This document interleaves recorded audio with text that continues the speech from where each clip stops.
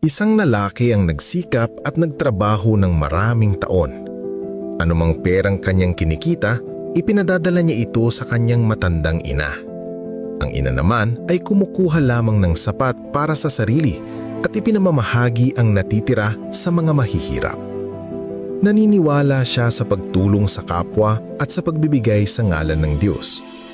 Pagkalipas ng maraming taon, sa wakas ay umuwi ang lalaki. Tinanong niya ang kanyang ina, "Nanay, ano ang ginawa mo sa perang ipinadala ko sa iyo sa loob ng maraming taon?" Mahinahon na sumagot ang ina, "Anak, ibinigay ko ito sa Diyos." Nang marinig ito, nagulat at nagalit ang lalaki. "Saan napunta ang pera ko? Kung ibinigay mo iyon sa Diyos, ibabalik ba niya iyon sa akin?" Sumagot ang ina, "Oo, kapag nakita mo siya, ibabalik niya sa iyo ang lahat." Kaya naglakbay ang lalaki upang hanapin ang Diyos. Matapos ang maraming araw na paglalakbay, napadaan siya sa isang kagubatan. Biglang tumakbo palapit sa kanya ang isang kabayo at nagtanong, "O tao, saan ka papunta?"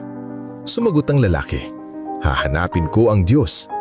Sabi ng kabayo, "Kapag nakita mo siya, itanong mo kung bakit palagi akong mahina at takot." Nangako ang lalaki at nagpatuloy sa kanyang paglalakbay. Maya-maya, huminto siya upang magpahinga sa ilalim ng puno. Naalala niya ang isang kakaibang pangyayari kanina. May narinig siyang boses mula sa punong kahoy na nagsabing, "Manglalakbay, saan ka papunta?" Nang sinabi niyang hinahanap niya ang Diyos, sinabi ng puno, "Kapag nakita mo siya, itanong mo kung bakit unti-unting natutuyo ang aking katawan." Nangako rin siya roon at nagpatuloy. Pagod na pagod ang lalaki sa paglalakbay sa bundok at gubat. Nauubos na ang kanyang pagkain at nagsimulang pumasok ang pagdududa sa kanyang puso. Iniisip niya kung makikita pa ba niya ang Diyos. Pagsapit ng gabi, mahina at pagod na siya kaya nagpahinga sa ilalim ng puno.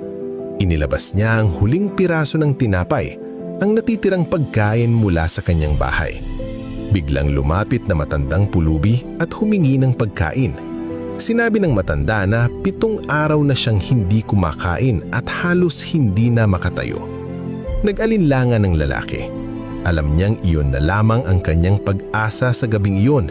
Ngunit nang makita ang kahinaan ng matanda, pinili niya ang kabutihan kaysa takot at ibinigay ang tinapay. Luha sa mga mata, binasbasan siya ng matanda. "Naway tuparin ng Diyos ang lahat ng iyong kahilingan." Gabi-gabi, gutom siyang natulog sa ilalim ng bukas na langit.